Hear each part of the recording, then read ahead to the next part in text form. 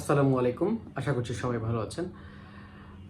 আর কিছুক্ষণ পরে শুরু হচ্ছে ভারত এবং ইংল্যান্ডের মধ্যকার দ্বিতীয় সেমিফাইনাল এবং এখান থেকে যারা জিতবে তারা আগামী ফাইনালে মানে টি-20 ওয়ার্ল্ড কাপ 2026-এর ফাইনালে নিউজিল্যান্ডের সাথে খেলবে।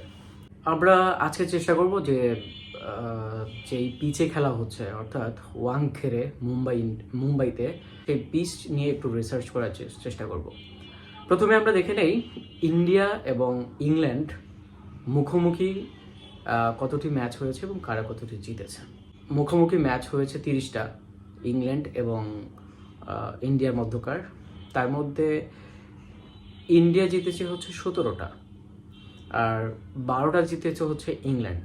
দ্যাট মিনস এখানে ইন্ডিয়া এগিয়ে আছে ইংল্যান্ডের থেকে।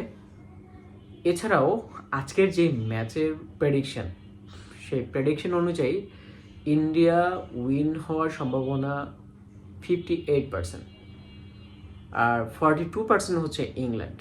দ্যাট মিনস এখানে ইন্ডিয়াকে হচ্ছে ফেভারিট ধরা হয়েছে। প্রথম দিকে এই পিচে রান একটু স্লো হইলেও পরবর্তীতে গ্রাউন্ড চেঞ্জ করার পরে এখানে ভালো স্কোরিং রান হয় এবং হাই স্কোরিং ম্যাচ হয়। সেই জায়গা থেকে আমরা যদি টি-20 ম্যাচের অ্যাভারেজ রান দেখি, সেখানে দেখা যায় এই পিচে অ্যাভারেজ রান হচ্ছে 187, হাইয়েস্ট স্কোর হচ্ছে 254, যেটা বেশ কয়েকদিন আগেই হচ্ছে যে ওয়েস্ট ইন্ডিজ করেছিল। এবং লোয়েস্ট রানটা কিন্তু ইংল্যান্ডের 97 রান মাত্র। সুতরাং এখানে যে কোনো সময় পিচ তার স্বভাব বদলে ফেলতে পারে। আমরা যদি এখানে আরেকটি রিপোর্ট দেখি, সেটা হচ্ছে যে ব্যাটিং আগে করলে ম্যাচ জেতার সম্ভাবনা বেশি থাকে না ব্যাটিং পরে করলে ম্যাচ জেতার সম্ভাবনা বেশি থাকে, সেটা হচ্ছে এখানে 50-50।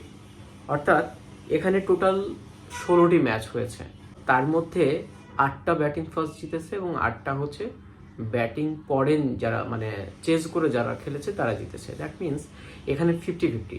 তবে এখানে যেহেতু হাই স্কোরিং ম্যাচ হয়, এখন বর্তমানে 200+ রান হওয়ার সম্ভাবনা বেশি থাকে এবং তা হয়ও।